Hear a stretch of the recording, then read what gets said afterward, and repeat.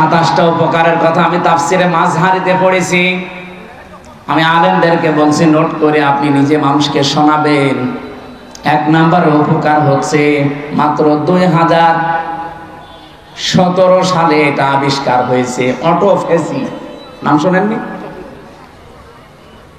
যেই বিজ্ঞানী এটা আবিষ্কার করেছে ইউশোনারি ওসামি, এর বাড়ি জাপানে। চিকিৎসা বিজ্ঞানের উপরে গবেষণা চালিয়ে একটা নোবেল পর্যন্ত পেয়েছে, নোবেল পুরস্কার।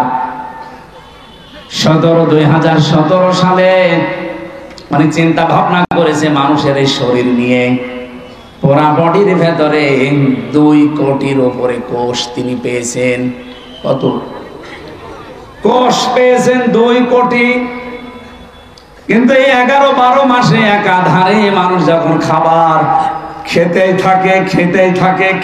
থাকে, তখন ওই পাশাপাশি কিছু কোষ তৈরি হয়। ওই কোষগুলো শরীরের এই 3.5 হাত বডিতে 2টা ক্ষতি করে। 1 নম্বরে আপনার শরীরে হয় ক্যান্সার হবে, না টিউমার হবে। বিজ্ঞান এখন 5.5 কেজি রক্ত পেয়েছে আমাদের শরীরে। এই 5.5 কেজি রক্তের ভেতরে 5 প্রকার ক্যান্সার হয়, আর টিউমার হয় 3 জাতের। হয়তো কোনোটা ফুলে ওঠে, কোনোটা ভেতরে থাকে, কোনোটা ফলেও না, ভেতরেও থাকে না, রক্তের সাথে আস্তে আস্তে মিশে যায়। এই যে কোষ যেগুলো বৃদ্ধি হয়েছে 11-12 মাস ধরে, এইগুলোর কারণে এই সমস্যাটা তৈরি হয়। চিন্তা করলেন কিভাবে এই কোষ থেকে মানুষকে মুক্ত করা যায়। তিনি 13 বছর একাধারে গবেষণা করেছিলেন। সর্বশেষ তার গবেষণা এটা এসেছে যে 12 মাসের যদি একটা মাস কেউ দিনের বেলা না খেয়ে থাকতে পারে 29 কি 30 দিন একাধারে, তাহলে আসল আল্লাহ যে কোষ দিয়েছিলেন 2 কোটি, বাকি যে কোষগুলো বৃদ্ধি হয়েছে ওই কোষ যখন কিছু খেতে না পায় তখন ওই পাশেরটা খাওয়া আরম্ভ করে। আল্লাহর দেওয়া কোষগুলো এই অটোমেটিক তৈরি হওয়া কোষগুলোকে খেতে খেতে 30 দিনে পোড়াটা সাবাড় করে ফেলে। 30 দিন যদি একাধারে খেতে থাকে ওর শরীরে অতিরিক্ত আর একটা কোষও বাকি থাকে না। তার মানে কোষ যখন অতিরিক্ত নেই, আপনি ক্যান্সার থেকে বেঁচে গেলেন, আপনি টিউমার থেকে বেঁচে গেলেন। চিন্তা করছি এই তথ্যটা পৃথিবীর কোন ধর্মে আছে কিনা দেখি। 4,500 ধর্মীয় গ্রন্থ দুনিয়ায় আছে এখন। উনি সবগুলো একটা একটা করে মিলিয়ে না, কোন গ্রন্থে এই তথ্য নেই। সর্বশেষ মুসলমানদের ধর্মীয় গ্রন্থ কোরআন, এইটা তিনি পেয়েছেন। পাওয়ার পরে দেখেন যে এখানে আছে 30 দিন আল্লাহর বান্দারা 1 বছরে না খেয়ে থাকবে। এই তো পেয়েছি আমি যা মনে করেছিলাম। 13টা বছর আমি গবেষণা করে যা পেয়েছি, মুসলমানদের ধর্মীয় কিতাবে এটা অনেক আগেই দেওয়া আছে। আল্লাহ পাক যে বলেন তাসামু খায়রুল লাকুম ইন কুনতুম তা'লামুন। অবশ্যই রোজা রাখলে তোমাদের উপকারী হবে যদি তোমরা এটা বুঝতে পারো। যেহেতু বিজ্ঞানী এখন বুঝেছে, তথ্য আমরা পেয়ে গেছি, এজন্য ফামান শাহিদা মিনকুমুশ শাহরা ফালিয়াসুম, তোমাদের ভেতরে কেউ যদি রোজার মাস একবার পেয়ে যায়, আল্লাহ বলেন অবশ্যই সে যেন রোজা রাখে। এটা কিন্তু গত বছর যারা আদায় করেছে এবছরে অনেকে কবরে চলে গেছে। এবছর আমরা যারা কালকে থেকে পেতে যাচ্ছি, হেলায় খেলায় নষ্ট করেন না, রোজাটা অবশ্যই আপনি রাখবেন। অনেক গরিব মানুষ আছে বলে হুজুর আমারও রোজা রাখা লাগবে, আমি ভ্যান চালাই। আরে বেটা, অভাবী মানুষের অভাব দূর করার জন্যই তো রোজা দরকার। কারণ রোজার দ্বারা আল্লাহ যেটা মানুষকে তৈরি করে দিতে চায় তার নাম কি? তাকওয়া। বলেন বলেন, আরো জোরে বলেন। কোরআনে কারীমের সূরা বাকারার 183 নম্বর আয়াত আমরা পড়েছিলাম। এদিকে তাকান। রব্বুল আলামিন বলেন ইয়া আইয়ুহাল্লাযীনা আমানু কুতিবা আলাইকুমুস সিয়াম। ও হে যারা ঈমানের দাবি করো তাদেরকে বলছি আমি কিন্তু রোজার বিধানটা লিখে দিলাম। কি করলাম? পৃথিবীর কোন বিধান আমি লিখে দিলাম এমন কথা কোরআনে আপনি পেয়েছেন? আরেকটা আছে, কুতিবা আলাইকুমুল কিসাস, কিসাসের বিধান লিখে দিলাম। কুতিবা আলাইকুমুল কিতাল, কিতালের বিধান আমি লিখে দিলাম। এই দুইটা ছাড়া পুরা কোরআনে আমি কোন বিধান আল্লাহ লিখে দিয়েছেন পাইনি। হ্যাঁ পেয়েছি, ওগুলো আল্লাহ ফরজ করেছেন। এই জন্য সেখানে ফারদ ওয়াজ পাবেন, ফরদুন। কিন্তু রমজানের ব্যাপারে আল্লাহ কথা বলতে গিয়ে বলেন কুতিবা আলাইকুমুস সিয়াম, আমি কিন্তু লিখে দিলাম সিয়ামকে। আজকের এই জমিনটা যদি আমি সভাপতি সাহেবকে বলি যে স্যার আপনাকে আমি দিয়ে দিলাম, কোন দাম আছে আমার এই কথা? বলেন বলেন।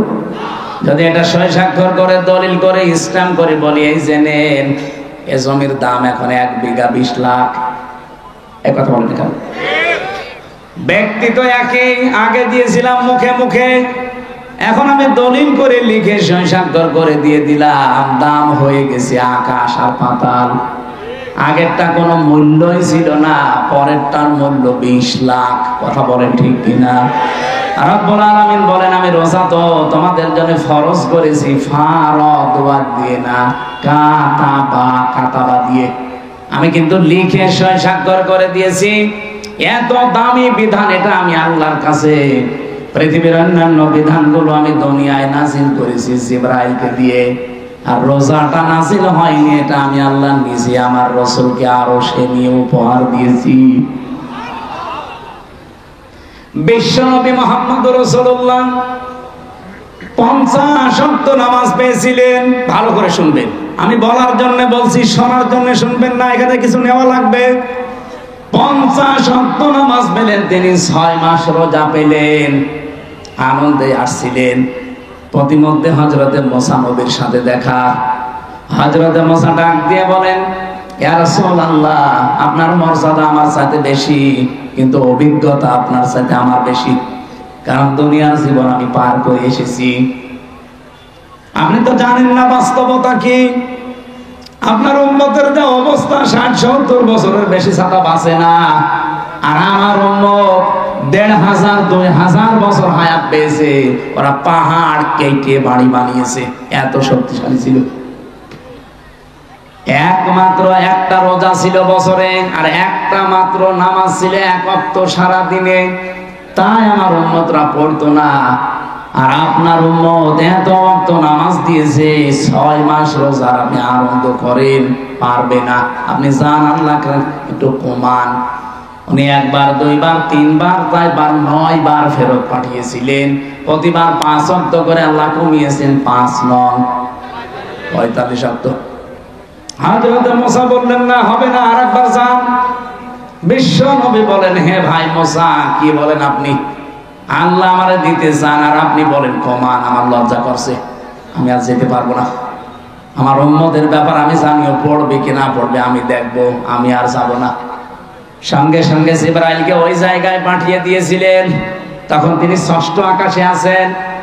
রব্বুল আলামিনের ফেরেশতা জিবরাইল এসে বলে ইয়া রাসূলুল্লাহ, আল্লাহ আমাকে পাঠিয়েছেন 2টা বিষয় জানানোর জন্য। 1 নম্বরে আল্লাহ যেহেতু সিদ্ধান্ত নিয়ে রায় দিয়েছেন, ওয়াতাম্মাত কালিমাতু রাব্বিকা সিদকাও ওয়া আদলা লা মুবাদদিলা লিকালিমাতিহি ওয়া হুয়াস সামিউল আলিম। বলেন আল্লাহু আকবার। সূরা আনআম 115 নম্বর আয়াত। খুব ভালো করে খেয়াল করবেন, এখনই সেই শিক্ষাটা আসবে। এটা নিয়ে বাড়ি যাওয়া লাগবে, শুধু এসেছেন চলে যাবেন না। এই জন্য আমি মাহফিল করি না, আমি কিছু দেব এমন যেটা কোরআন হাদিসের সাথে মিলে গেলে আপনাকে নিয়ে বাড়ি যাওয়া লাগবে। কথা বলে না কেন?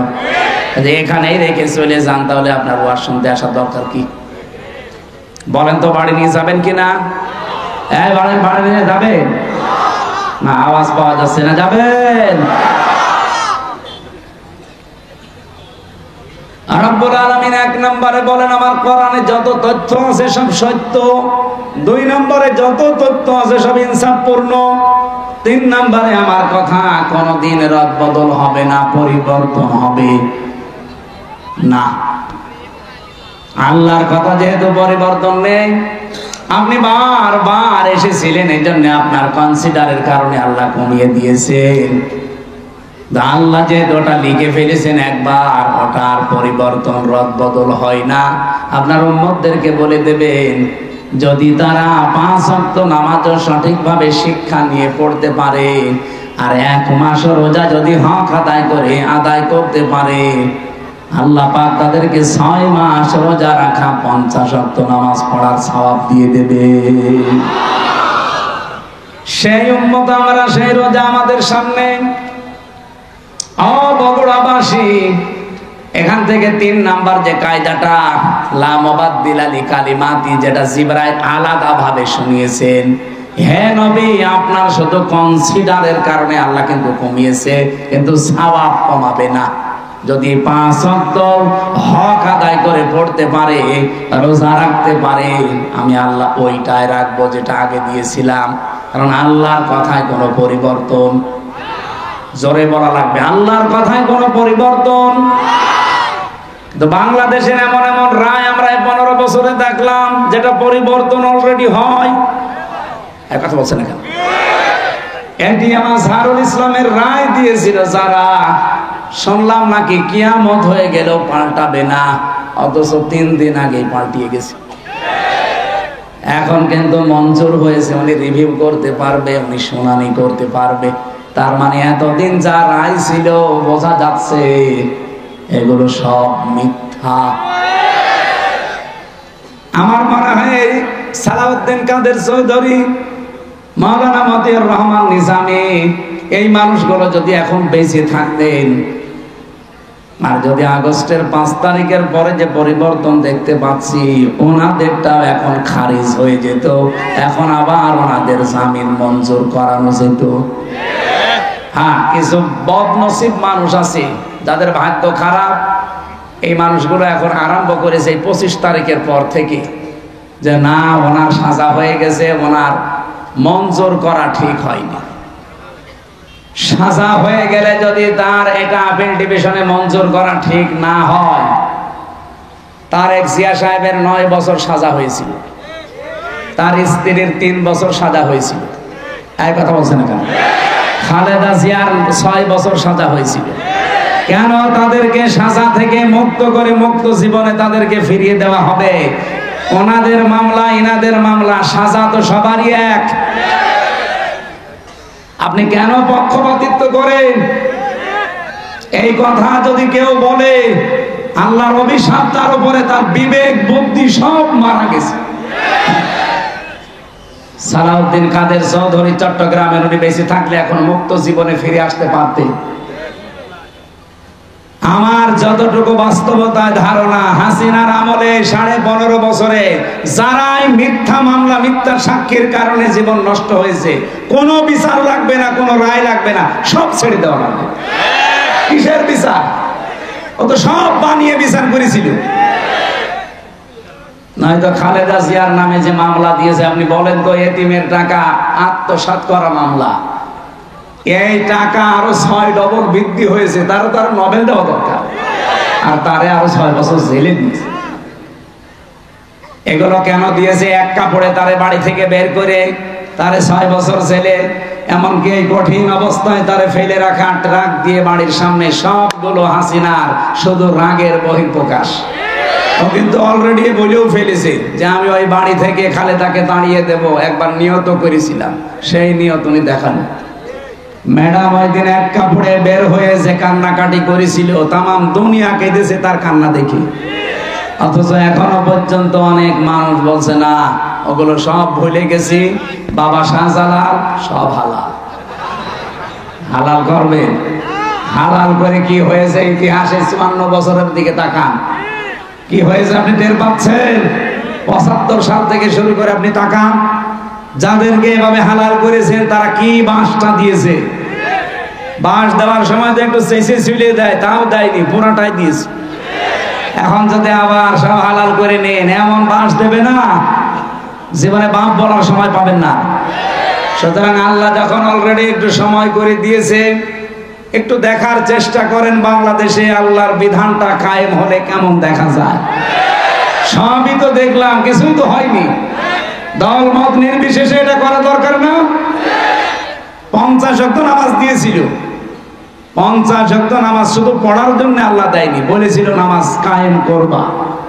এখানে পড়া কোরআন শরীফের ভেতরে এক জায়গায় আছে মাত্র নামাজ পড়ার কথা। কয় জায়গায়? কোন জায়গায়? ফাসাল্লি রাব্বিকা, ফাসাল্লি পর্যন্ত ঠিক আছে।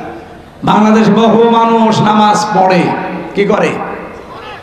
হয়তো লোক দেখানোর জন্যে, ভোট পাওয়ার জন্যে, অথবা মানুষ যেন বলে যে না লোকটা নামাজি, এই জন্যে। কথা বলে না কেন? কিন্তু এর পরের শব্দ কি?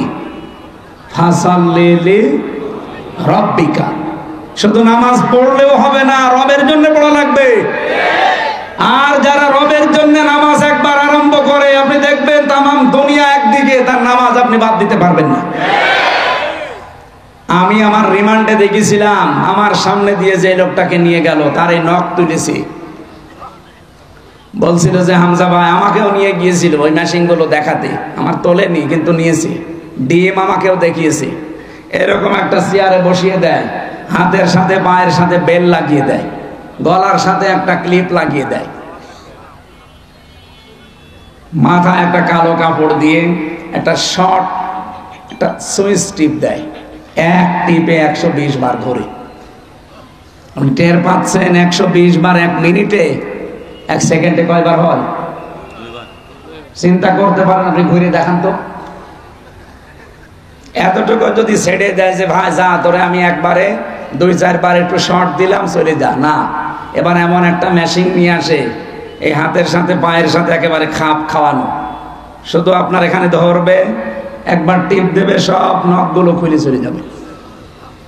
আর নখ খুলে গেলেই ফিনকি দিয়ে রক্ত বের হয়। আপনি নখ খুলে দেখেন কি রক্ত বের হয়। রক্ত যেই ফিনকি দিয়ে বের হবে তখন পাতলা মিহি যে লবণ, এটা ছিটিয়ে দেয়। বলতেই যদি আমার এমন লাগে, আমি নিজে ফেস করে আসলাম, কতগুলো কঠিন ছিল বলেন তো। আপনি একটু নিজেকে কোনোদিন আয়না ঘরের সামনে দাঁড় করান, যে ব্যারিস্টার আরমান 8 বছর ছিল ওই ঘরটায়, এদিকে 3.5 হাত, এদিকে 1.5 হাত, সামনে টয়লেট দেওয়া, যার কোনো দরজা নেই, কোনো দেওয়াল নেই, ওদের সামনে বসে টয়লেট করা লাগবে। আমি নিজে করেছি। জেলখানায় তো তাও অন্তত 1-1.5 হাত টয়লেটের দরজা দেওয়া আছে, আর ওখানে কোনো দরজা নেই, আবার পার সাথে চেন বাঁধা থাকে। আপনি কতক্ষণ থাকতে পারবেন এইভাবে? 2 দিন, 5 দিন, 7 দিন। ওটা লোক 8 বছর কাটিয়েছে, 10 বছর কাটিয়েছে আমার আজমি ভাই।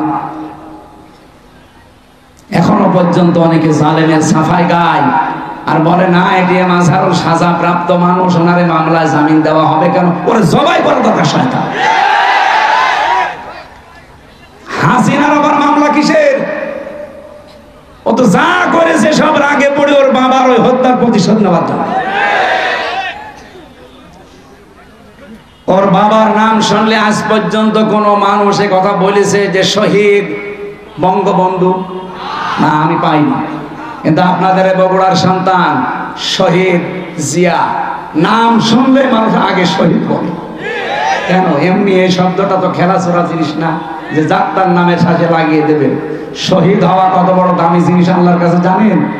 শহীদরা মরে গেছে কথা বলা নিষেধ, শহীদরা মরে গেছে ধারণা করাও নিষেধ।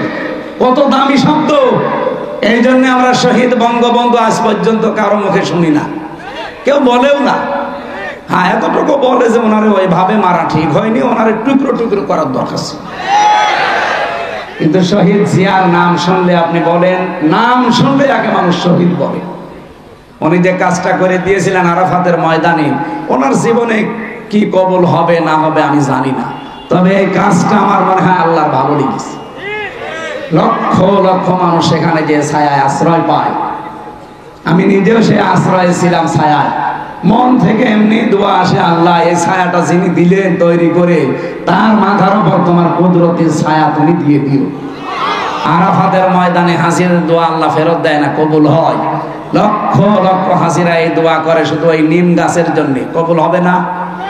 আমিও মন থেকে লোকটার জন্য শ্রদ্ধা এবং সম্মান নিয়ে দোয়া করি, আল্লাহ যেন শহীদ জিয়াকে শহীদ হিসাবে কবুল করে, মাফ করে দেন।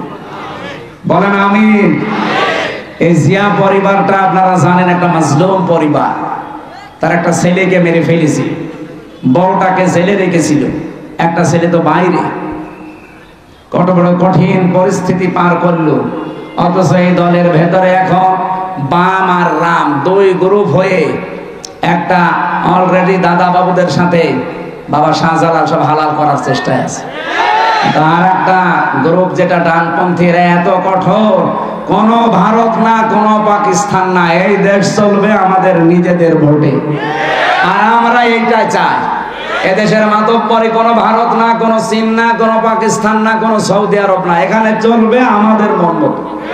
যেহেতু ৯৬% মুসলমান এখানে আমরা বাস করি, আমরা আল্লাহর গোলাম পরিচয় দেই, সুতরাং আমরা আল্লাহর বিধান এখানে চাই। এ ব্যাপারে কারো যদি দ্বিমত থাকে হাত তোলেন, তোলেন। নিরপরাধ কোন মানুষকে এই 15.5 বছরে যাই করেছেন, নিরপরাধ কোন মানুষকে আমরা আর নিরপরাধ কোন মানুষকে 1 সেকেন্ডও জেলে রাখতে চাই না।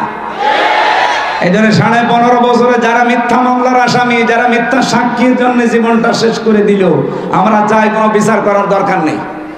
আইন মন্ত্রণালয়ে যিনি দায়িত্বে আছেন, আপনি ঢাকা ভার্সিটির একজন শ্রদ্ধাভাজন স্যার, আপনার সম্পর্কে অনেক কিছু তথ্য এখন সামনে আসছে।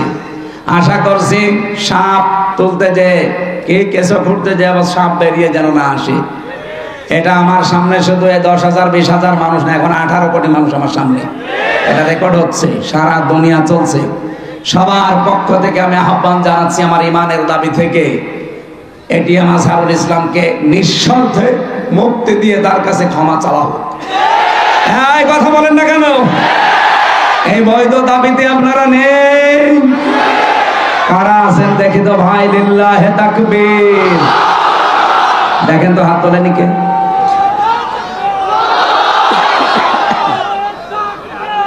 আলহামদুলিল্লাহ।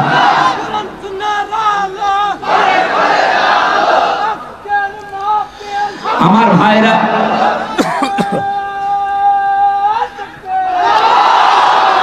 আমি না কিছু রাখবো না, আমি কথা তুলেছিলাম লা মুবাদদিলা লিকালিমাতিহি, আল্লাহর কালামের কোনো পরিবর্তন নেই। বাংলাদেশের কালামগুলো যে পরিবর্তন এখন হয়ে গেল, এটার দ্বারা আজ আন্তর্জাতিক যে বিচার ব্যবস্থা আছে কি কি পরিগণিত হচ্ছে এই দেশটা, আপনি বলেন। সারা বিশ্ব থেকে দেখেন ধিক্কার আসবে যে এই যে বানানো বিচার ব্যবস্থা, ট্রাইব্যুনাল, সবগুলো একজনের আদেশে চলেছে, আর ওনাকে আদেশ দিয়েছে ওনার দাদারা। কথা বলেন না কেন? কি মান থাকলো দেশের? আমাদের দেশটা ডুবিয়ে ফেলেছে একেবারে। সারা দুনিয়া থেকে এখন কিন্তু কথা অলরেডি আসতেছে যে তাহলে এটিএম আজহারুল ইসলামকে যদি সত্যি এখন রিভিউ মঞ্জুর করে, তাহলে এর আগের গুলো এরকমই ছিল। এটা তো সব দেখছি বানানো ছিল। ট্রাইব্যুনালও বানানো, বিচারপতিও বানানো, সাক্ষীও বানানো, প্রসিকিউটর বানানো। এই কথা বলছেন না? যিনি বাদী মামলার তিনিও বানানো। কারণ যাদেরকে সাক্ষী দেওয়ার জন্য নিয়েছে, শুনলাম নাকি একজন সাক্ষীর বয়স, উনি জন্মই নিয়েছে 1974 সালে আর সাক্ষী দিয়েছে 1971 সালে। তার মানে পেটের ভেতরেও আসে নাই, তখনই সাক্ষী দিয়ে ফেলেছে। এটা যে পুরা একটা বানানো শখ ছিল, এ দেশের মানুষ এখন একেবারে 100% বুঝে ফেলেছে। আল্লাহর নবীর এই হাদিস থেকে যে বর্ণনা দিচ্ছিলাম, 6 মাস রোজা কিন্তু লিখিত ছিল, কোন রদ বদল আছে? বলেন। আল্লাহ পাক বলেন আপনার উম্মতদেরকে আপনি দ্বিতীয় এইটা জানাবেন, সত্যি ওরা যদি 1 মাস হক আদায় করে রোজা রাখতে পারে, আমি আল্লাহ পাক গ্যারান্টি দিলাম 6 মাস রোজা রাখার পুরা সওয়াব আমি দিয়ে দেব। এখন হক আদায় করে এই রোজাটা কি? বিশ্বনবী বলেন মান সামা রমাদানা ঈমানা ওয়া ইহতিসাবান গফিরা লাহু মা তাকদ্দামা মিন যামবি। এদিকে তাকান, এখানে শিক্ষা আছে। যে ব্যক্তি রোজা রাখে রমজান মাসে ঈমান এবং ইহতিসাবের সাথে, এটা কি? দুইটা বিষয়ে হাদিস আমরা সে জন্মের পর থেকে শুনেছি, কিন্তু কোনোদিন চিন্তা ভাবনা করেছেন এখানে কি দিয়েছেন আল্লাহ।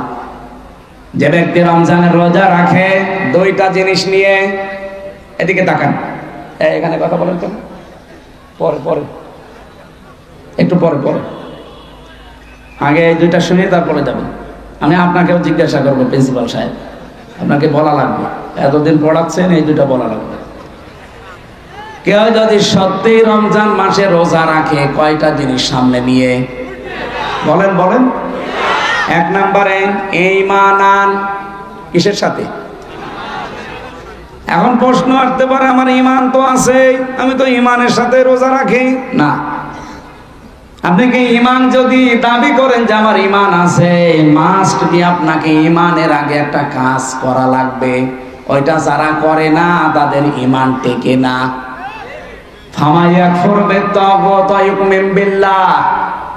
আল্লাহ পাক নিজে বলেন সূরা বাকারা 256 নম্বর আয়াতের মাঝের অংশে আছে, কেউ ঈমান আনতে চাইলে তার প্রথম কাজ হবে সে যেন তাগুতকে ছেড়ে দেয়।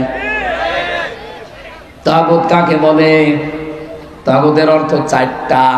এক নাম্বার তাগুত হচ্ছে ওই শক্তি যে আল্লাহর হুকুম নিজে মানে না, অন্য কেউ মানবে মানতেও দেয় না। বলেন তো এই তাগুত পৃথিবীতে নেই? হ্যাঁ বলেন না কেন? চারিপাশে আমাদের এই শক্তি আছে, নিজেও মানে না, কেউ মানবে মানতেও দেয় না।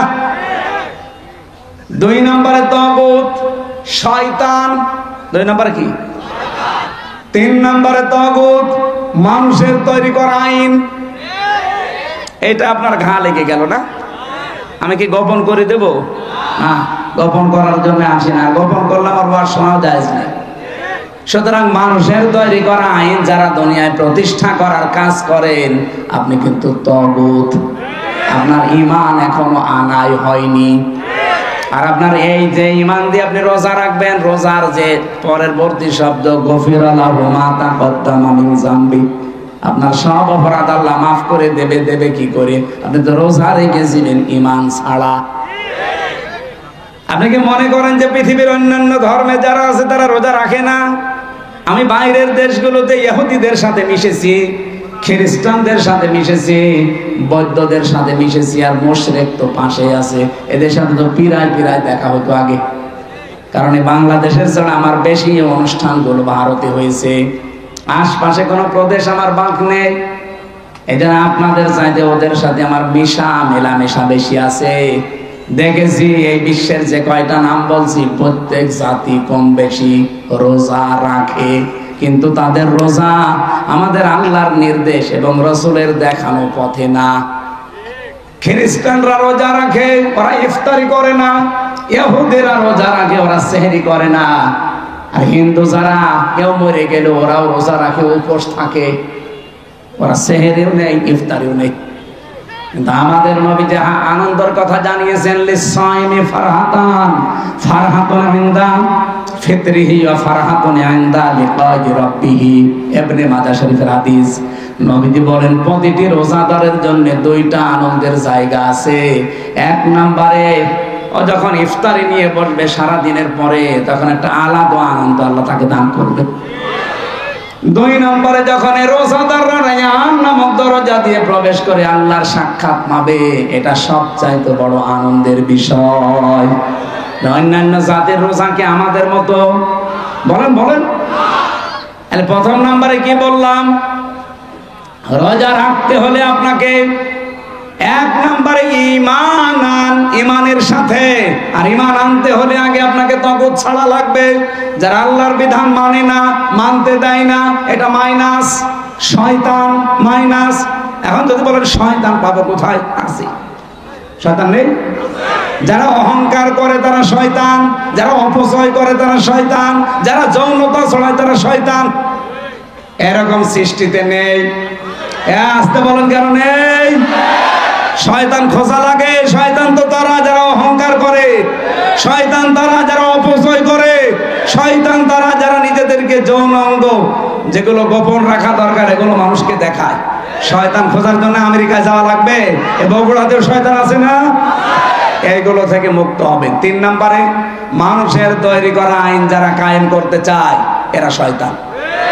এই তাগুতের সাথে যারা আছেন তাদের রোজা হচ্ছে না, এগুলো ছেড়ে দিয়ে রোজা রাখেন, ঈমান হইল। 2 নম্বরে ইহতিসাবান, ইহতিসাব মানে এটা হিসাব থেকে এসেছে। আপনাকে একেবারে পঙ্খানো হিসাব নিকাশ করে করে সামনের জীবন আপনি চালাবেন কি দিয়ে? অল ফুরকান। কোরআনের 55টা নাম আছে, তার একটা নাম হচ্ছে ফুরকান। নাম কি? সত্য মিথ্যা পার্থক্য করে বাকি জীবন আপনাকে চালানো লাগবে। আমি বলেছিলাম না আজকে একটা ফরজ জানাবো, আর সব ফরজের বড় ফরজ জানাবো। ফরজ হচ্ছে রমজানের রোজা, আর সব ফরজের বড় ফরজ হচ্ছে কোরআন দিয়ে হক আর বাতিল পার্থক্য করে বাকি জীবন চালানো। এই ফরজটা মানা যাবে না, এইটা এখন দরকার। রমজান আসবে, চলেও যাবে 30 দিন পর, কিন্তু আপনি যদি হক আর বাতিল পার্থক্য করে কোরআন দিয়ে জীবন চালাতে না পারেন, আপনার বড় ফরজ আদায় হয়নি, কিয়ামতে ধরা খাবে। আল্লাহ তাআলা এগুলো এমনি দেয়নি আপনাকে। ইউরিদুল্লাহু বিকুমুল ইসরা ওয়া লা ইউরিদু বিকুমুল উসরা ওয়া লিতুকমিলুল ইদ্দাতা ওয়া লিতুকাব্বিরুল্লাহা আলা মা হাদাকুম ওয়া লাআল্লাকুম তাশকুরুন।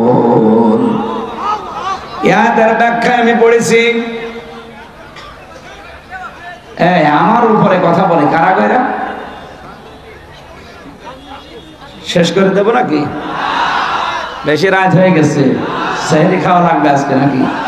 সেহরি কালকে, ইনশাল্লাহ কালকে। আর একটু কথা বলবো না শেষ করে দেবো? রোজা রাখাই লাগবে, মাস্ট বি। আর হক আর বাতিল পার্থক্য করে কোরআন দিয়ে সামনের জীবন চালানোই লাগবে, তাছাড়া রোজার কোনো উপকার আপনি পাবেন? বলেন। রোজাদারের জন্য অন্যতম উপকার হচ্ছে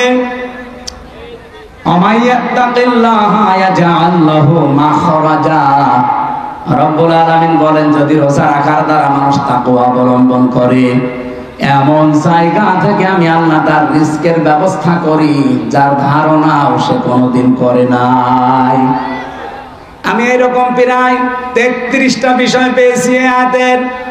যারা রোজা রাখার দ্বারা তাকওয়া অবলম্বন করবে তাদের তো 27টা উপকার হবে দুনিয়া আখিরাত মিলে। আর 33টার ভেতরে 1 নম্বরে হচ্ছে এমন জায়গা থেকে আল্লাহ তাকে বিপদে পড়লে সাহায্য পাঠাবে, ওর ধারণাও ছিল না যে এই জায়গা থেকে সাহায্য আসতে পারে। 1 নম্বরে পেয়েছি হযরত ইউসুফ আলাইহিস সালামের নাম। এটা সূরা ইউসুফে 12 নম্বর পারা 17 নম্বর পৃষ্ঠার 1 নম্বর লাইনের 23 নম্বর আয়াতে পাবেন।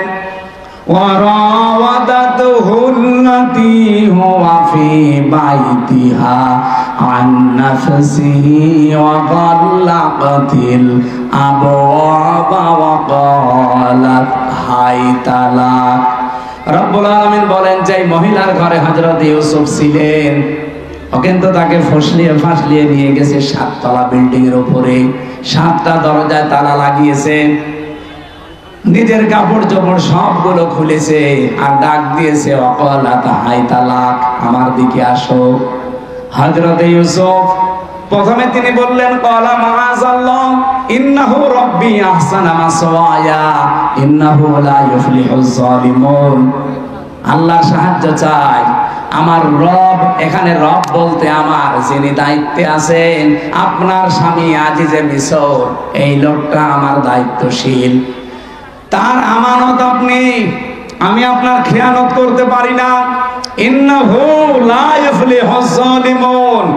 খেয়াল করেন, ইউফলিহু এটা মুজারে, বর্তমান ভবিষ্যৎ, প্রেজেন্ট ফিউচার। ইউসুফ নবী ওখানে যে মহিলাকে উদ্দেশ্য করে কথা বলছিলেন, ওখানে মহিলা কয়জন ছিল? আরো জোরে বলেন। তাহলে একজন দিলে জালেম দিতে পারতেন, জালিমুন দিলেন কেন? হযরত ইউসুফ যদিও জুলাইখাকে উদ্দেশ্য করে কথাটা বলতে চেয়েছেন, কিন্তু কিয়ামত পর্যন্ত হাজারো জুলাইখার বোন আসবে। কথা বলেন না কেন? হযরত ইউসুফ আল্লাহকে জানাতে চেয়েছিলেন এবং ওই মহিলাকে শোনাতে চেয়েছিলেন, কোনদিন কোন জালেম সফল হচ্ছে না, হবে না। ওই আয়াতটা কোরআনে এখনো আছে না নেই? আরো জোরে বলেন আছে না নেই? সুতরাং যারা জালেম হবেন, চর্মচোখে মনে হবে অনেক কিছু পাচ্ছি, অনেক উন্নতি হচ্ছে, যদি জুলুম আপনার ভেতরে পাওয়া যায়, আল্লাহর কসম কোনদিন আপনি সফল হতে পারবেন না। যে জায়গার ইচ্ছা করেছিলেন ওখানে যাওয়ার আগে আপনার পতন হবে। পৃথিবীর কোন জালেম সফল হয়নি এর আগে, কোনদিন আর হবে? যদি হয় তাহলে আয়াত মিথ্যা হয়ে যাবে, আল্লাহ তার কোরআন মিথ্যা করবে। এখানে কোন জালেমকে আল্লাহ সফল হতে দেয় না। আর জালেমের বিরুদ্ধে আল্লাহ নিজে কিয়ামতে মামলা দায়ের করবে। বাংলাদেশে 1628 জন মানুষ দায়িত্বে ছিল, এখনো 100 জনের প্রায় 90 জন ওই রকম মানুষই আছে যারা এই তিনটা নাম নির্বাচন করেছে, ডিসি, এসপি, টিওনো। আমার মনে হয় এগুলোকে সব এই মুহূর্তে ঝাঁটাই করা দরকার। কারণ এরা যদি থেকে আবার নির্বাচন হয়, সংস্কার না করে ওই আবার দিনের ভোট রাতে হবে, আবার 154 জন হবে। এই কথা বলছেন না কেন? আমরা চাই এগুলো একটাও যেন না থাকে, যারা আছে সবগুলোকে বিদায় করেন। এই 15.5 বছরে যারা বৈষম্যের শিকার ছিল তাদেরকে নিয়ে এসে বসান। আমি কি বেশি বলছি? এটা না করে আবার নির্বাচন করেন, ওই আবার দিনের ভোট রাতে হয়ে যাবে। কারণ সেই ওসি, সেই ডিসি, সেই টিওন এখনো পর্যন্ত আছে না। এই জন্য 1628টা চেয়ারে একটাও পুরাতন মানুষ থাকা যাবে না। গত কয়েকদিন আগে প্রায় 44টা ডিসি অলরেডি পাল্টিয়ে গেছে, তাদের অবসরে দিয়ে দিয়েছে বাধ্যতামূলক। ডক্টর মোহাম্মদ ইউনুস 2 নবীর নাম নিয়ে বসে আছে, মোহাম্মদ ইউনুস। কয় নবী? 2 নবীর নাম নিয়ে কাজ করছে যে না একটাও রাখবো না। যেগুলো জালেমকে সাহায্য করেছে একবারে 44টা ডিসি শেষ। বলছে আপনারা বাধ্যতামূলক অবসরে। বলছে না আমাদের তো এখনো বয়স শেষ হয়নি। না, শেষ হয়ে গেছে। নির্বাচনের আগে হাসিনা যেমন করেছিল, চাচা এরশাদের কাছে যে বলছে আপনি অসুস্থ, বলছে কই আমি তো ভালো। না আপনি অসুস্থ, চলে হাসপাতালে ভর্তি করে একটা ইনজেকশন দিয়ে শুয়ে রেখেছে, থাক। আমার মনে হয় এটাই করা লাগবে। এই 1628টা যারা আছে একটাও আমরা দেখতে চাই না। আমি নাম নিলাম না, পাশের জেলা নাটোরের সর্বোচ্চ পর্যায়ে যিনি দায়িত্বে ছিলেন, উনি বৈষম্যের শিকার হয়ে 15.5 বছর ওএসডি হয়েছিলেন। পরবর্তীতে এসে একটা দায়িত্ব পেয়েছে, ওনার সাথে আমি গোপনে কথা বলছিলাম। উনি বলছিল হুজুর এখনো পর্যন্ত 100 জনের 90 জন ওই শয়তানরাই আছে। আপনারা আমরা চিল্লা পাল্লা করে কি ওগুলো পাল্টানো লাগবে কি? 9 দফার ভেতরে সংস্কার একটা নেই, কথা বলেন না কেন? আমরা চাই একটাও যেন না থাকে। নির্বাচনের আগে সব পাল্টাতে হবে, সব পাল্টিয়ে এরপরে নতুন মানুষ দিয়ে নির্বাচন করেন। এদেশে যারা যাবে তাদেরকে আমরা ওয়েলকাম জানাবো, কিন্তু জালেম হবেন না। যদি জুলুম করেন, হানিফের বাড়ির দিকে তাকান, কুষ্টিয়া। জুলুম করার কারণে তার বাড়ি মাটির সাথে মিশে যায়নি, ওর পায়খানার প্যান পর্যন্ত মানুষ খুলে নিয়ে চলে গেছে। এজন্য আগামীতে যারা আসবেন চেয়ারে বসবেন, যদি জুলুম করেন কারো উপরে, 5 বছর পরে দেখবেন আপনার বাড়িও শ্মশান হয়ে গেছে। গতকালকে ঝিনাইদহ ছিলাম, বলছো হুজুর এই জায়গায় হিরণ চেয়ারম্যানকে পিটিয়ে মারার পরে ন্যাংটা করে পেছনে বাঁশ দিয়ে খাড়া করে রেখেছিল। সেই জায়গাটা দেখলাম, হিরণ চেয়ারম্যান কত অত্যাচার করেছে নারী পুরুষের উপরে। সে জুলুমের প্রতিশোধ 5 তারিখে একেবারে বিকালে 1 ঘন্টার ভেতরে মানুষ পিটিয়ে মেরে ফেলেছে জায়গায়। এরপরে আবার টাঙিয়ে রাখছে, ও রাস্তার মোড়ে টাঙিয়েছে, আবার পেছনে দিয়েছে বাঁশ, আর ওই ছোট ঠ্যাং কেটে ফেলেছে। কি অপমান বলেন! কারণ জালেমদের উপরে রাগ কার? আল্লাহ নিজের। আল্লাহ বলেন আমি নিজে মামলা দেব, ইন্নামাস সাবিলু আলাল্লাযিনা ইয়াজলিমুনা নাস। জালেম যারা ওদের বিরুদ্ধে আমি নিজে মামলা দায়ের করব। বাংলাদেশে আমার যাদের উপরে হাসিনার মামলা ছিল কেউ খালাস পায়নি। তারেক জিয়া থেকে শুরু করে, খালেদা জিয়া থেকে শুরু করে, এটিএম আজহারুল, আমির হামজা, মামুনুল হক, দেখে হাসিনা যার বাদী সবগুলো জেল কেটেছি। কারণ সর্বোচ্চ যিনি, তিনি বাদী হলে আপনি আর যাবেন কার কাছে? আর কিয়ামতে যিনি সর্বোচ্চ কে? উনি বলছে আমি বাদী হব মামলার। আপনার কোন উকিল দাঁড়াবে?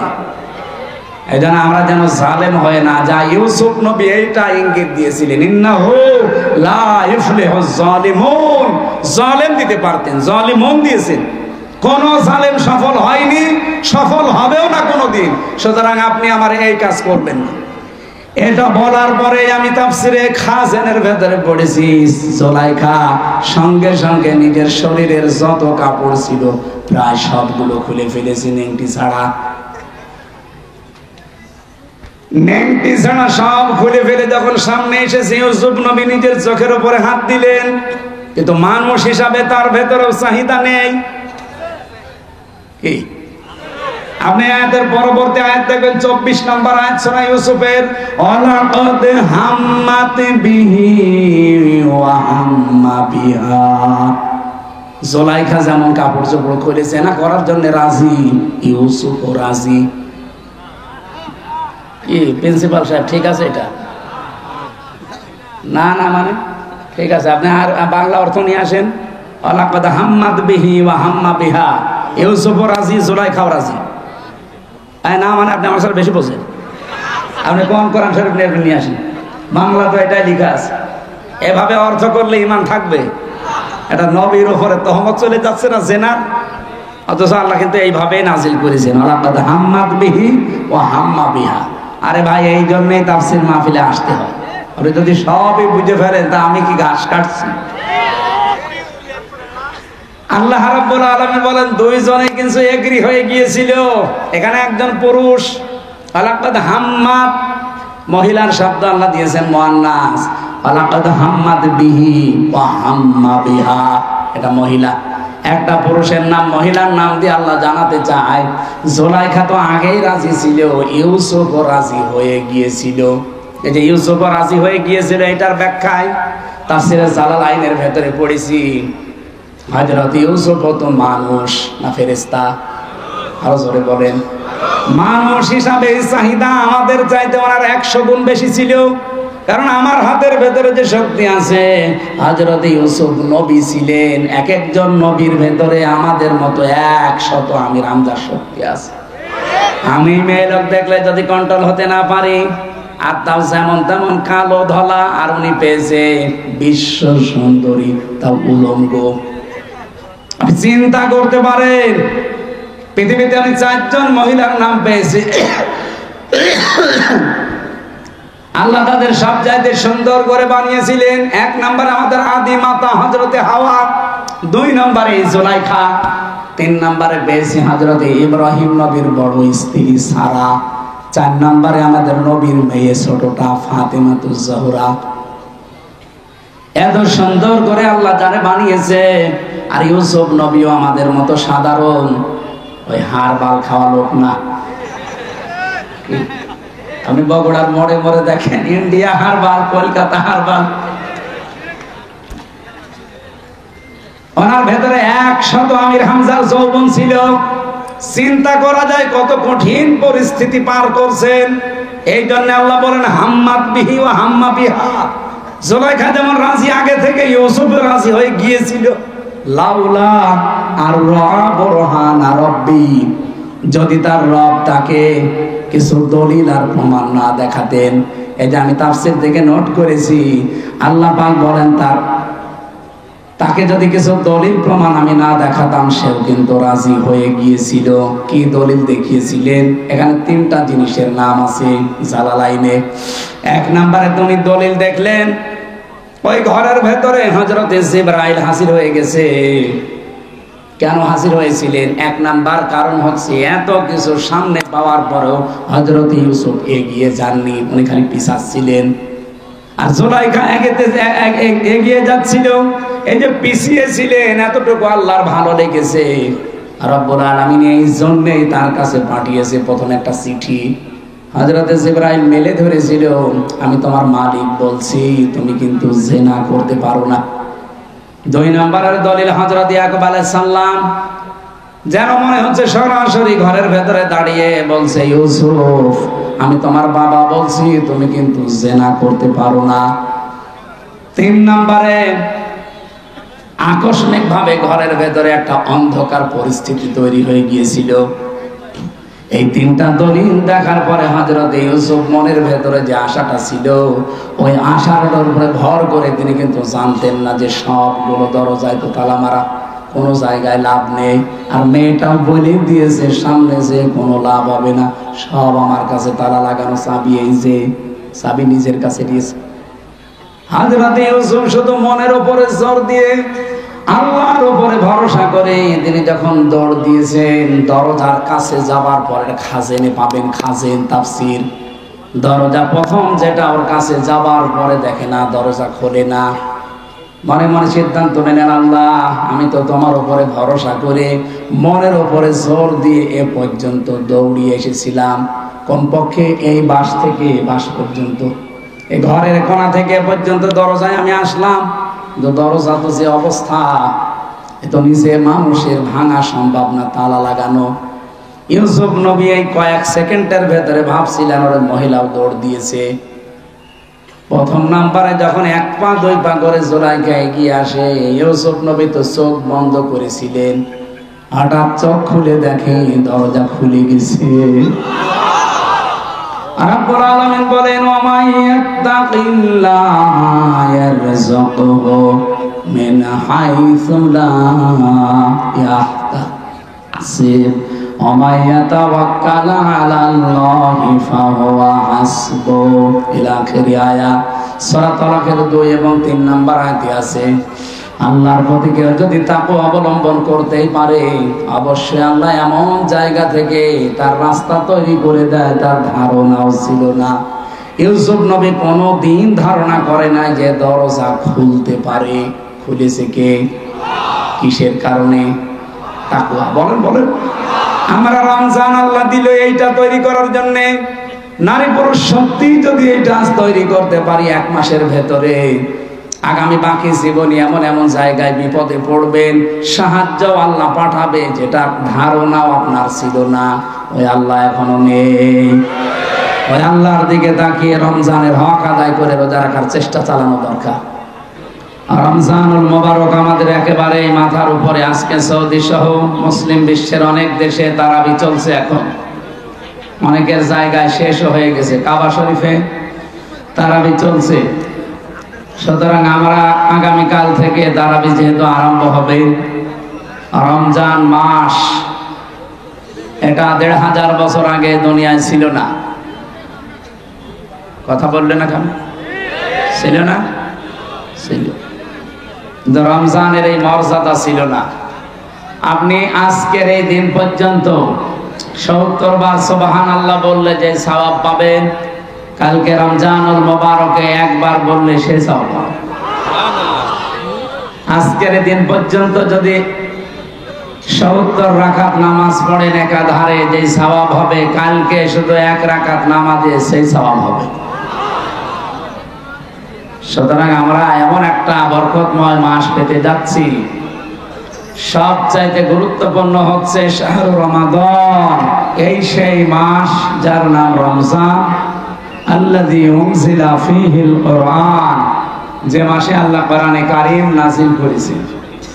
আমি এখান থেকে কয়েকটা প্রশ্ন নিলাম। 1 নম্বরে, রমজান ১৫০০ বছর আগে ছিল না? ছিল না? কিন্তু দাম ছিল না। সফরের যেমন দাম, রজবের যেমন দাম, শাবানের যেমন দাম, ঠিক এরকম একটা দাম ছিল রমজানের। তো কিসের জন্য এত মর্যাদা বেড়ে গেছে? কোরআনের। বলেন বলেন। আল্লাযী উনজিলা ফীহিল কুরআন, যেই মাসে আল্লাহ কোরআন নাযিল করেছে।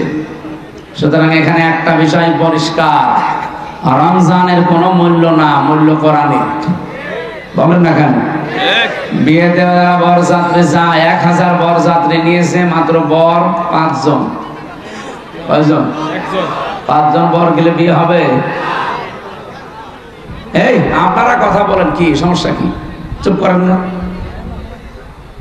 এটা ইবাদত চলছে এখন, ইবাদতের মতো।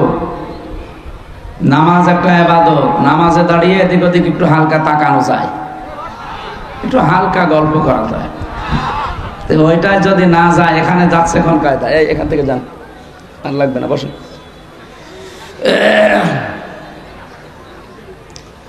বগুড়াবাসী আল্লাহ রাব্বুল আলামিন কোরআনে কারিমে এই আয়াতের সাপোর্টে আরো কিছু আয়াত আমরা দেখেছি তাফসীর ইবনে কাসিরে, ইন্না আনজালনাহু ফি লাইলাতিন মুবারাকাহ। অবশ্যই আমি আল্লাহ কোরআনে কারিমকে আপনার প্রতি নাযিল করেছি একটা বরকতময় রজনীতে। কি বরকত তৈরি করেছিলাম? আমি যে বললাম ১৫০০ বছর আগে মাত্র কোরআনে কারিম নাযিল হওয়া, এর আগে হাজার হাজার কোটি কোটি বছর আগে দুনিয়া তৈরি, তখনও আল্লাহর কোরআন ছিল না? ছিল না? অবশ্যই ছিল। কোরআনে কারিম আমাদের এখানে ছিল না? ছিল লৌহে মাহফুজে। প্রথম রমজানে আমার আল্লাহ প্রথম আসমানে এটা নাযিল করেন। ওখান থেকে ২৭শে রমজান বলে আমরা যেটা জানি শবে কদরে, ইন্না আনজালনাহু ফি লাইলাতিল কদর। অবশ্যই কোরআনে কারিম আমি নাযিল করেছি লাইলাতুল কদরে। আমা আদরাকা মা লাইলাতুল কদর। হে নবী আপনি জানেন এটা কি? লাইলাতুল কদরি খায়রুম মিন আলফি শাহর। এখানে আলেম আছে যেহেতু কামিল মাদ্রাসা, খেয়াল করেন আল্লাহ আলফুন শাহরুন দেননি যে ১০০০ বছর, আল্লাহ দিয়েছেন আলফুন শাহরুন। ১০০০ বছর এটা নাই, দুইটাই যেহেতু অনির্দিষ্ট, এটা নেই, এটা শুধু ১০০০ বছর হবে না, এটা হাজার হাজার বছর হবে। তাফসীরে মুফাসসির জানাতে চেয়েছেন হাজার হাজার বছরও পৃথিবীর মানুষের যে উপকার হয়নি, সৃষ্টি জগতের যে কল্যাণ হয়নি, কোরআন যেদিন নাযিল হয়েছে ওই দিন আমার আল্লাহ তামাম পৃথিবীর উপরে তার চাইতে বেশি কল্যাণ করেছেন। কি কল্যাণ দিলেন আল্লাহ? এত দামি একটা রাত বানিয়ে দিলেন যে হাজার হাজার হাজার হাজার মাসের চাইতেও এটা আল্লাহর কাছে উত্তম। কারণ শুধু একটাই, কোরআন দিয়ে আমার আল্লাহ শ্রমিকের মর্যাদা বৃদ্ধি করে দিয়েছেন, কোরআন দিয়ে নারীর মর্যাদা বৃদ্ধি করে দিয়েছেন। এত বেশি মর্যাদা আল্লাহ শ্রমিককে দিয়েছেন, বিশ্বনবী জানিয়েছেন আল কাসিবু হাবিবুল্লাহ। শ্রমিক যারা কাজ করে খায় এরা সাধারণ মানুষ থাকে না, এরা আল্লাহর বন্ধু হয়ে যায়। বাংলাদেশের নিয়মটা আলাদা। এদেশে যারা কাজ করে না, খালি মেরে খায়, এরা আল্লাহর বন্ধু। কি কথা বলে না কেন? ৪৮,০০০-এর উপরে দরবার আছে এই দেশে। মানে একটা দরবারের মানুষকে দেখান তো যে দরবারে মানুষ কাজ করে খায়। কোন কাজ, শুধু হাদিয়া তোফা আসবে বিভিন্ন মুরিদদের। সাতক্ষীরায় আমি এক পীর পেয়েছিলাম, ওনার ১২,০০০ নাকি মুরিদ। প্রত্যেকবার বছরে ২ বার করে অনুষ্ঠান দেয়। বলেন তো যদি ১০ টাকা করে এক একজন মুরিদ দিয়ে যায়, ১২,০০০ মুরিদ বছরে ২ বার দিলে যা টাকা উঠবে, ওর জীবনে আর কিছু করা লাগবে ওই বছরে।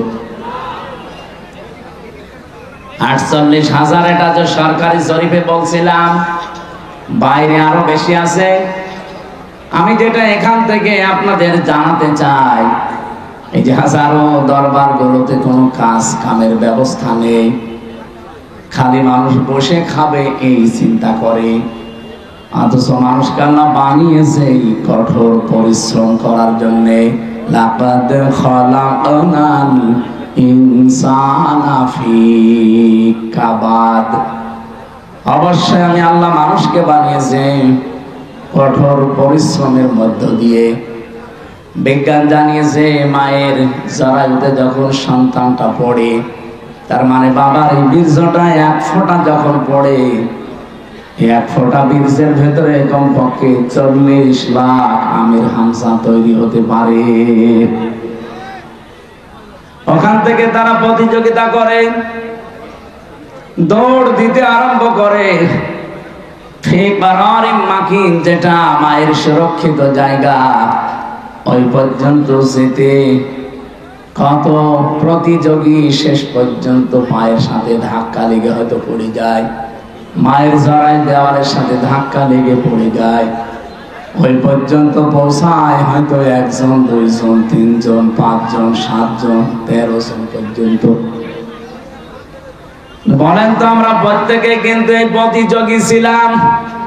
জীবনটা শুরু হয়েছে আমাদের কঠোর পরিশ্রম দিয়ে, মায়ের জড়াও পর্যন্ত কেউ যেতে পারে না। আমার বোন আমার ভাই যারা আমার সাথে ছিল সব পেছনে পড়ে মারা গেছে। আমি হামজা একা ওই ফি বররিম মাকিন সুরক্ষিত এই জায়গা পর্যন্ত আল্লাহ আমারে পৌঁছিয়ে দিয়েছে। ওখান থেকে শুরু করে 40 দিন, এরপরে 40 দিন, এরপরে 40 দিন, এভাবে 6 মাস পর্যন্ত একটা মানুষের ভেতরে ক্ষুধা আসে না। 6 মাসের পরে যখন ক্ষুধার উদ্রেক দেখা দেয়, রব্বুল আলামিন মায়ের মাসিক অসুখ বন্ধ করে তখন নাভির সাথে তার যোগ করে দেয়। এই যে আস্তে আস্তে আপনাকে কত স্ট্রাগল, কত কঠোর পরিশ্রমের মাধ্যমে উপরে তুলতেছে। এরপরে যখন পৃথিবীতে আপনি আসেন, এরকম একটা চাপ খেয়ে আসা লাগে। যারা নরমাল ডেলিভারিতে আসে এমন একটা চাপ দেওয়া হয় মায়ের জরায়ুতে, কান মুখ নাক যা আছে বিভিন্ন জায়গা দিয়ে কিন্তু বদ রক্ত বের হয়ে চলে যায়। বিজ্ঞান এখন জানিয়েছে এই তথ্যটার উপরে ভিত্তি করে কষ্ট মাপার একটা পরিমাপ আছে, যন্ত্র আছে। এই যে বিশাল প্যান্ডেল দেখতে পাচ্ছেন, যদি আজকের সভাপতিকে বলা হয় এটা আপনি একটু মাপ দিয়ে দেন তো, উনি এটা দাড়ি পাল্লায় তুলে দেবে। হ্যাঁ, এটা মাপ দেওয়ার একটা যন্ত্র আছে না, ফিতা দিয়ে মাপবে, গজ দিয়ে মাপবে। এই যে জ্বর যদি হয় আমার শরীরে, এটা মাপার জন্য একটা আলাদা যন্ত্র আছে না? কি কথা বল, এই নাম কি? থার্মোমিটার। দুনিয়াতে প্রতিটি জিনিস পরিমাপ করার জন্য আলাদা আলাদা যন্ত্র আমরা জানি আছে। এই আপনারা কথা বলবেন তো, নিয়ে আসলে যান, ইয়ার কি মারছে আপনার সাথে? এখান থেকে যান, ঘন্টামি করতে দাঁড়িয়ে আছে। এগুলো তুলে দেন তো, তোলেন এখান থেকে। এখানে কি করে ছাত্রলীগ নাকি? না, ছাত্রলীগ ছাড়া তো এত বড় সাহস তো পাওয়া কথা না। ঠিক আছে, নিষিদ্ধ হয়ে আছে, এরপরও এখানে এসেছে।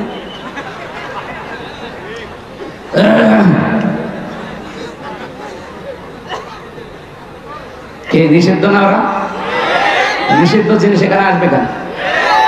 আমাদেরকে 1 তারিখে নিষিদ্ধ করেছিলেন, আমরা 5 দিন গা ঢাকা দিয়েছিলাম। আপনাদের নিষিদ্ধ, আপনি যতদিন শুদ্ধ না হন ততদিন গা ঢাকা দিতে। স্বরাষ্ট্র উপদেষ্টা তো পরশুদিন কি ঘোষণা দিয়েছেন দেখেছে?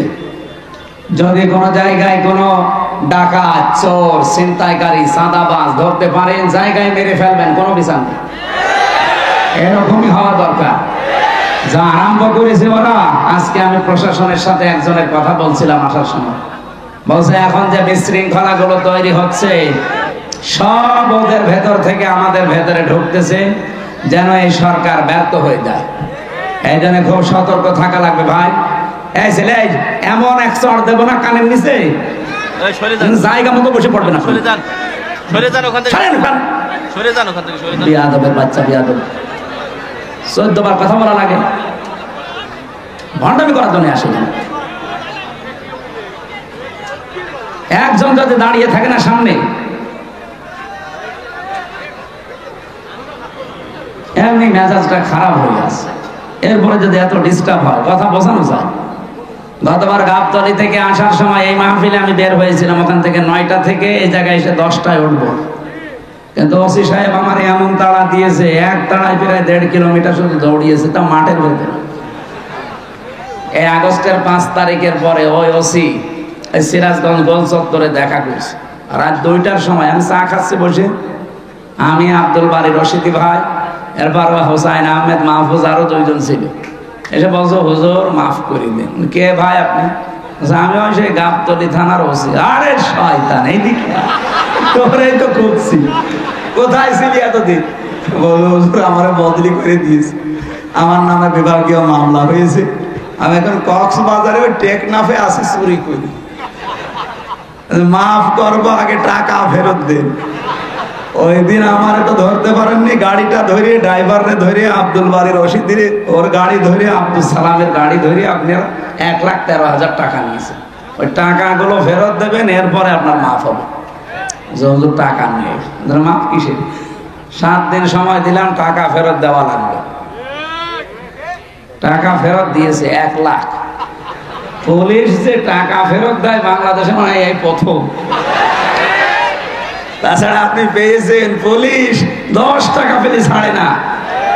আমি প্রথম জেলখানায় গিয়েছিলাম যখন থানার হাজতে ছিলাম, ওখান থেকে যখন জেলে নিয়ে যাবে কয়েকজন তো দেখতে গেছি, বের হওয়ার সময় আমার কাছে টাকা ছিল মাত্র 10 টাকা। আমরা বলছে টাকা, বলছে টাকা পাবো কোথায়? বলছে না আমরা জানি আপনাকে যারা দেখতে এসেছিল কিছু দিয়েছে। আল্লাহ তো জিব্রাইল সব বলে দিচ্ছে। শেষে 10 টাকা দিলাম, তাও খুশি। যারা 10 টাকা বলেন তো পাওয়ার পরে আর ছাড়তে চায় না, তারা 1 লাখ টাকা ফেরত দিয়ে দিল। এ কি দেখেছে? আমার 13,000 হুজুর মাফ করে দিন, যা তোরে মাফ করে দিলাম, অন্তত লক্ষাধিক টাকা তো ফেরত দিবে। সেই জায়গা থেকে আজকের এই ডোমানপুকুর। আমি এর আগেও 1বার না 2বার এসেছিলাম। ওই আপনাদের ওই যে কি এমপি ছিল একজন বাবলু সাহেব, উনি থাকতে। এরপরে তো 3 বছর গেল ভেতরে, আসতে পারি না। গত বছর আসার চেষ্টা করেছিলাম। অনেকেই খারাপ ধারণা করেন দাওয়াত নিয়ে আসে না। না, আমার রেকর্ড বাংলাদেশে নেই। আমি হাসপাতাল থেকেও বলি যে দরকার হয় অ্যাম্বুলেন্সে করে নিয়ে যেয়ে বসিয়ে রাখেন, ওদের খালি চেহারা দেখে আমি আবার ভর্তি হব। কিন্তু আমি শুনলাম যে গতকাল যিনি মাহফিলে দাওয়াত নিয়েছিলেন, ওই যে সেই ছোট হুজুরটা, ওটা নাকি আসে নাই। ও পরশু দিনও আমার সাথে ছিল পাবনায়, আসে নাই। এর আগে ছিল আমার সাথে ময়মনসিংহ, আসে নাই। কি করে কি দাওয়াত ওরা নিতে বলে কি? আপনারা জোর করবেন না, আমি জানি তার ভাত্তারা। আমার অনেকে বলে যে দাওয়াত দিয়ে দেন, আমি দাওয়াত দিয়ে তার মুসিবতে পড়বো। কারণ 100টার ভেতরে যদি 50টা মাহফিলে না আসে, তাহলে ওদের অবস্থা কি হবে বলেন? গতবার এই যে এখানে কোন মুরব্বী যেন হাও মাও করে কাঁদছিল, অথচ আমি তখন দৌড়াচ্ছিলাম মাঠের ভেতর দিয়ে, পা মা কেটে ফ্র্যাকচার হয়েছিল। পরবর্তীতে ভিডিও দেখলাম যে উনি কাঁদতেছে, আর আব্দুল সালাম থামাচ্ছে মানুষকে। সুতরাং এই সেই বগুড়া। আমি সেই দিন থেকেই নিয়ত করেছিলাম যদি সময় পাল্টাতে বাংলাদেশে এই মাহফিল দিয়ে শুরু হবে। যারা আজকে এই মাহফিল শেষ, আগামীকাল থেকে যেহেতু রমজান, প্রিন্সিপাল সাহেব আমার বাসায় জেল থেকে বের হয়ে প্রায় 2বার গেছে। প্রিন্সিপাল সাহেব একজন কামিল মাদ্রাসার প্রিন্সিপাল, বোঝেন আপনি, আমার বাবারও বড়। ওনার আমি সম্মান ওইভাবে হয়তো দিতে পারি নাই, তারপরেও 2বার এখান থেকে সেই কুষ্টিয়ায় আসতে যেতে লাগে প্রায় 8-9 ঘন্টা। এই সময় ব্যয় করে উনি আপনাদের দেখানোর জন্য যে এবার আশা করি আর কেউ বাধা দিতে পারবে না। আর এখন বাধা দেওয়ার কেউ নেই। বাধা দিলে আমি আদেশ দিয়ে দিলাম, স্বরাষ্ট্রমন্ত্রীর ওই আদেশ মেরে ফেলবে। কারণ ওটা একটা ক্যান্সার। ওটা কি? ও ক্যান্সার বাঁচিয়ে রাখলে তো শরীর নষ্ট হয়ে যাবে। কোরআনের জন্য এই দেশটা টিকে আছে। আপনি কি টের পাচ্ছেন? এই দেশটা কোরআনের জন্য টিকে আছে, আর এখানে কোরআন থাকবে। 96% মুসলমান আমরা এই দেশে। কি নামাজ কম বেশি না পড়তে পারি, রোজা না রাখতে পারি, কোরআন শরীফ সম্পর্কে কিছু বললে দল বেদল নেই, তারই দেখে নেব। কারণ কিয়ামতের দিন কোন কোরআন শরীফ যদি বলে আল্লাহ আমি এর পক্ষে, তুমি মাফ করে দাও, আল্লাহ বলেন যা মাফ করে দিলাম। এদিনে কোরআন যেন বিপক্ষে না যায়। আল কোরআনও হুজ্জাতুল লাকা ওয়া আলাইকা। কোরআন যার পক্ষে সাক্ষী দেবে আল্লাহ তাকে জান্নাত দিয়ে দেবে, যার বিপক্ষে যাবে ও যত বড় পীরের মুরিদ হোক ও জাহান্নামে যাবে। এই জন্য আব্দুল বারী রশিদি সাহেবের উপরে, আব্দুল সালামের উপরে যাদের রাগ, মন খারাপ, ভুল বোঝেন না, এটা আমাদের কোনো দোষ নেই। কোরআন শরীফ আমি মাথায় নিয়ে বলতে পারি। আমি 100 ভাগ চেষ্টা করেছিলাম, ওখানে আমি 8টা থেকে 9টা 1 ঘন্টা কথা বলেছি গাবতলীতে, ওটা ঠিক মতো হয়ে গেল। সেই দিনে মনে হয় প্রধান অতিথি ওখানকার আওয়ামী লীগের একজন সভাপতি নাকি যেন উনি ছিল। ওর পরে এখানে একজন ভিপি ছিল প্রধান অতিথিকে আমি জানি না, শাহিন নাকি না, হ্যাঁ, ওনারে আমি কল দিয়েছিলাম ওই দৌড়াতে দৌড়াতে। উনি বলছে হুজুর আপনি আসলে আমি তুলতে পারবো না, তা আপনি যদি না পারেন আমি যাবো কোথায়? শেষে সিএনজি দিয়ে মোটরসাইকেল দিয়ে কোথা থেকে সিরাজগঞ্জ পর্যন্ত পালিয়ে এইভাবে হয়। আর আপনারা রাগ করেন যে উনি আসলো না, আমি আসবো কি করে? আমার তো আসতে দেয়নি। এই জন্য এখন বলছে আসেন, এই মাইক দিয়ে দিলাম, এখন মাইক কেড়ে নেন। কোন মায়ের দুধ খেয়েছেন আমি দেখবো, আসেন। মাইক ছেড়ে দিলাম, কেড়ে নিন।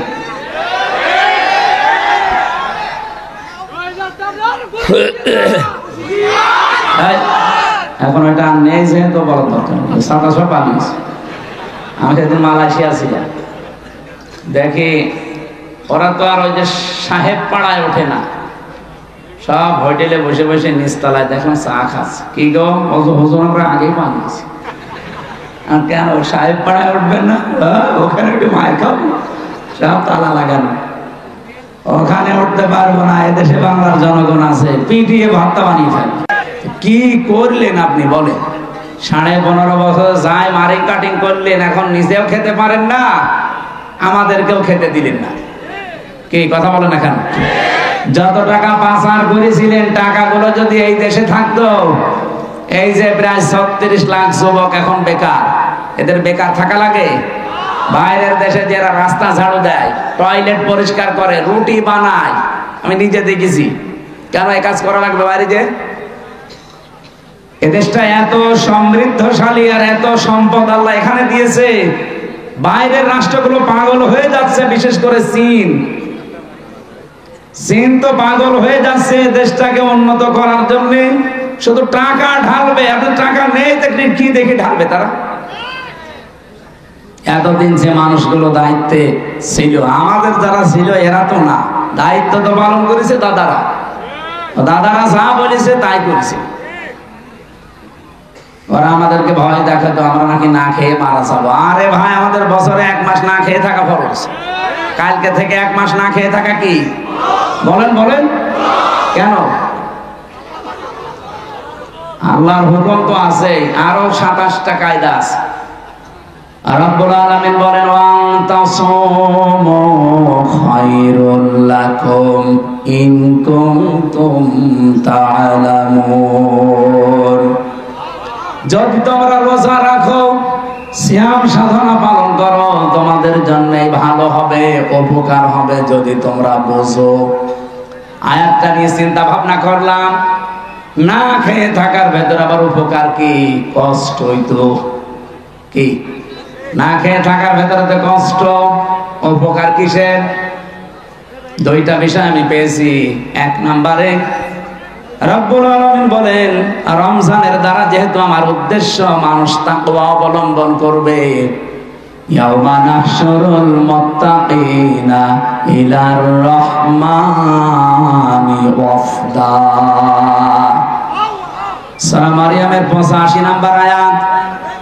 কিয়ামতের ওই ময়দানে যখন লক্ষ কোটি কোটি মানুষেরা হাজির হবে, ওই ময়দান থেকে কিছু মানুষকে আল্লাহ আলাদাভাবে অতিথি বানিয়ে রায়ান নামক দরজা দিয়ে প্রবেশ করাবে। তারা হচ্ছে মুত্তাকি। বলেন তো রোজা রাখার দ্বারা উদ্দেশ্য কি? মুত্তাকি। বলেন।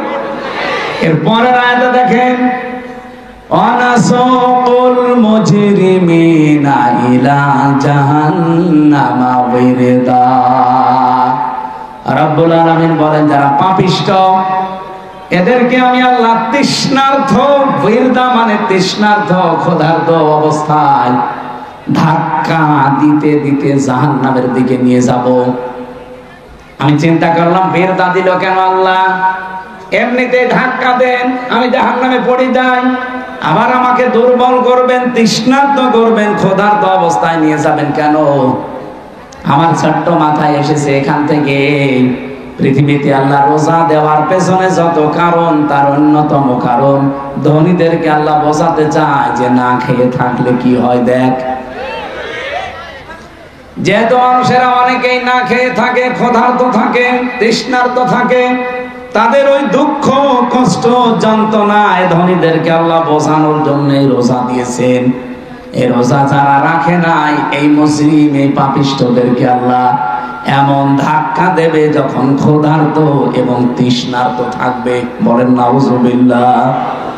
রোজা রাখার দ্বারা 3 নাম্বার উপকার যেটা, মানুষ যেহেতু মুত্তাকি হবে, দুনিয়ায় যেহেতু মুত্তাকিদের অনেক কষ্ট হয়, এই জন্য মুত্তাকি মানুষগুলো শুধু চোখ বন্ধ করতে দেরি হবে। ওয়া উযলিফাতিল জান্নাতু লিল মুত্তাকিনা গায়রা বাঈদ।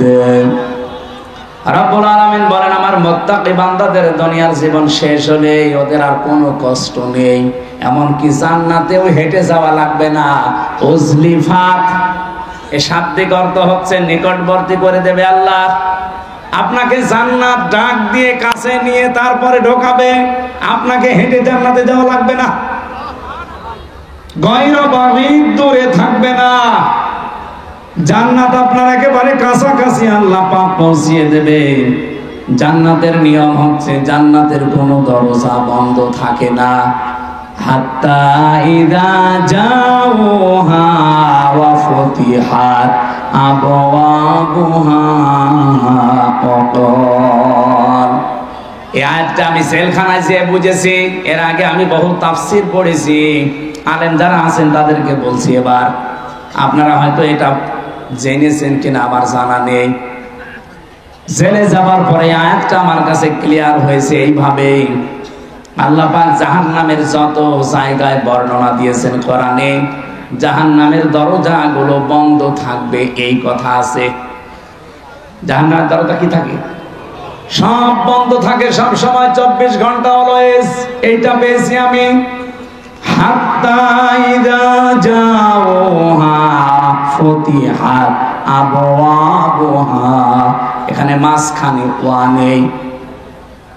আল্লাহ পাক বলেন, জাহান্নামের ফেরেশতারা যখন ধাক্কা দিতে দিতে ওকে জাহান্নামের গেটে নিয়ে যাবে, জাহান্নামের দরজা তো সব সময় বন্ধ থাকে।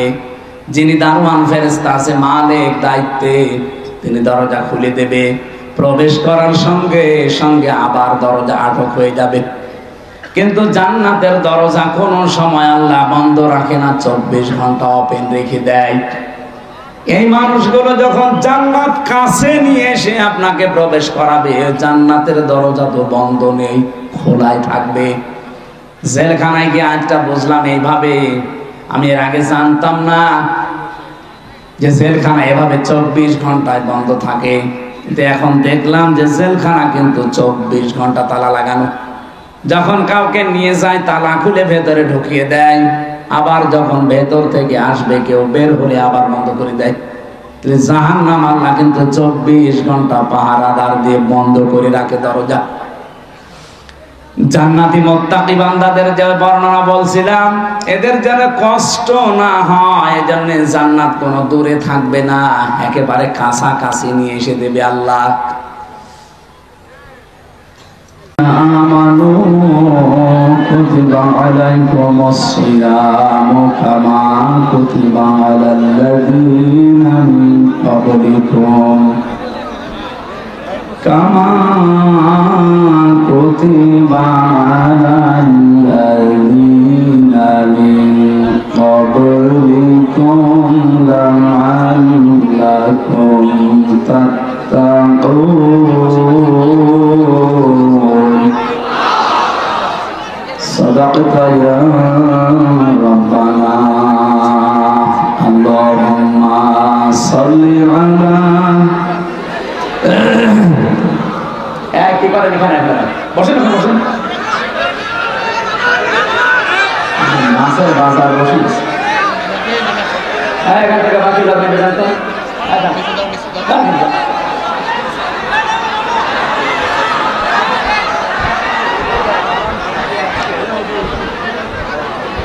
بلغ العلا بكماله كشف الدجى بجماله حسنت جميع خصاله صلوا عليه وآله الحمد لله বগুড়া জেলার শাহজাহানপুর থানার অন্তর্গত ডমনপুকুর আমিনিয়া কামিল মাস্টার্স মাদ্রাসা প্রাঙ্গণে 3 দিন ব্যাপী তাফসীর ও কোরআন মাহফিলের সমাপন রজনীর সমাধান সভাপতি, মাহফিলের প্রধান অতিথি, বিশেষ অতিথিবৃন্দ, অনেক মানুষের নাম দিয়েছেন নারী পুরুষ মিলি। এই যে মোসাম্মদ মনিরা পারভিন অধ্যাপক মাদ্রাসা, মানে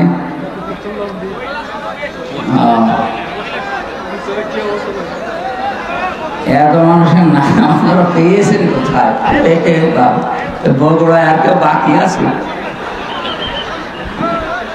যাক, আলহামদুলিল্লাহ অনেক মানুষের নাম দিয়েছেন। মাহফিলের প্রধান অতিথি জনাব মোহাম্মদ মোরশেদ মিল্টন, এরপরে সম্মানিত সভাপতি কেন্দ্রীয় নির্বাহী সদস্য বাংলাদেশ জামাত ইসলামী অধ্যক্ষ শাহাবুদ্দিন আহমেদ, সহসভাপতি অধ্যক্ষ আব্দুল হক সরকার, জনাব মাওলানা আবু বকর সিদ্দিক, প্রধান অতিথি শ্রদ্ধাভাজন ভাই মিল্টন মোরশেদ মিল্টন, সহসভাপতি বগুড়া জেলা বিএনপি, সভাপতি গাবতলী উপজেলা বিএনপি, প্রধান পৃষ্ঠপোষক আজিজুর রহমান ভাই, অন্যান্য অতিথিবৃন্দ, আর বলতে পারছি না, এত মানুষের নাম দিয়েছেন। একটা একটা করে নাম বলে দোয়া করতে গেলে অনেক সময় লাগবে। একবারে দোয়া করছি সকলের জন্য। ওয়ারাফা'না লাকা যিকরাক, আল্লাহ এদের মর্যাদা সম্মান যেন আরো বাড়িয়ে দেন, বলেন আমিন। এই আপনারা কথা বলবেন তো, আমরা বসিয়ে দিয়েছিলাম, কষ্ট হলেও চুপ করবেন, কথা বলবেন। যে যেখানে আছেন, দাঁড়িয়ে আছেন, বসে আছেন, শুয়ে আছেন, থাকেন, কথা বলবেন। জায়গা নেই, এটা ছাড়া মাদ্রাসার জায়গা নেই। কত মানুষ জানেন আমি আসতেছি, যা অবস্থা, এর জন্য ডবল মানুষ বাইরে ঘোরাঘুরি করছে, জায়গা পাচ্ছে না, কি করবে? ওনারা এতটুকু জায়গায় দেন, আরো বড় জায়গা দেবেন। এখন তো আর বাধা নেই, আছে? হ্যাঁ, কিয়ামত পর্যন্ত দেশে আর বাধা হবে না ইনশাআল্লাহ। যদি কেউ বাধা দেয়, ওখানে ওরে বিসমিল্লাহি ওয়া আলা মিল্লাতি রাসূলিল্লাহ বলে মিনহা খালাকনাকুম বলার দরকার, একবারে দিয়ে দেবেন। কারণ ওরে আপনি মিনহা খালাকনাকুম পড়ে করবেন, ও তো এমনি জাহান্নামে যাবে। কোরআন বাধা দেয় যারা, একেবারে বাংলা কথা, কোরআন বাধা দেয় যারা, এরা কাফের। এটা সূরা হামিম 26 নম্বর আয়াতে আছে। যারা কোরআন শুনতে এসেও মন খারাপ করে চলে যায়, এরা মুনাফিক। সূরা নিসার 61 নম্বর আয়াতে আছে। কোরআন শুনলে যারা আনন্দ পায়, এরা মুমিন। সূরা আনফালের 2 নম্বর আয়াতে আছে। এর চাইতে আর দলিল কি আমি বেশি করতে পারবো? আল্লাহর চাইতে এত সুন্দর দলিল দুনিয়ায় কেউ দিতে পারে না।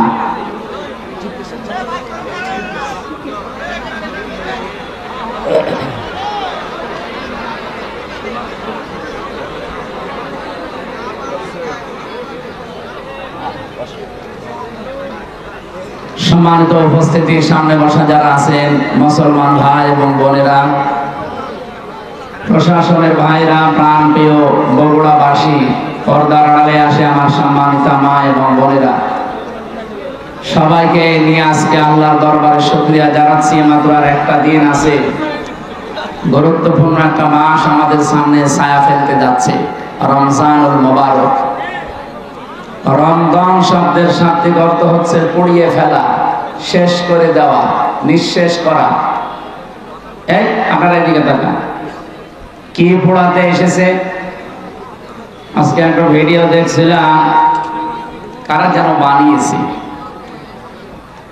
কাওয়া কাকুকে নিয়ে আসতেছে একজন সাজিয়ে। কাওয়া কাকুর আগমন, পাশে যারা আছে ওরা বলছে জ্বালিয়ে দেন, পুড়িয়ে দেন। একটা কথা হলো, তার মানে ওরা কি জ্বালাতে পোড়াতে আসে রমজানের মতো? আর রমজান এসেছে আমাদের অপরাধ গুলো জ্বালিয়ে দিতে। আমাদের যে সমস্ত অপরাধ আছে আল্লাহ রাব্বুল আলামিন রমজানের মাধ্যমে সব জ্বালিয়ে পুড়িয়ে ছারখার করে দিতে চান। পৃথিবীতে আল্লাহ যত নিয়ামত মানুষকে দিয়েছেন, আমরা আজকে দুইটা ফরজ আদায় করব। আজকে একটা ফরজ বিষয় জানবো, আর একটা সব ফরজের বড় ফরজ কোনটা ওইটা জানবো। এই কথা বুঝতেছেন? একটা হচ্ছে ফরজ, আর সব ফরজের ভেতরে বড় ফরজ। এই দুইটা বিষয় আজকের আলোচনায় আমরা ক্লিয়ার করে বাড়ি যাব। কারণ 500 ফরজ আছে কোরআনে কারিমে, তার ভেতরে আজকে কয়টা জানা হবে বলেন তো? আরো জোরে বলেন। দুইটা। এ মাদ্রাসার সম্মানিত অধ্যক্ষ, হাজারো আলেমের উস্তাদ এখানে বসে আছেন। এরপরে তিনি আলোচনা রাখলেন আপনাদের বগুড়ার সন্তান মাওলানা আব্দুল সালাম, অন্যান্য সম্মানিত ব্যক্তিবর্গ।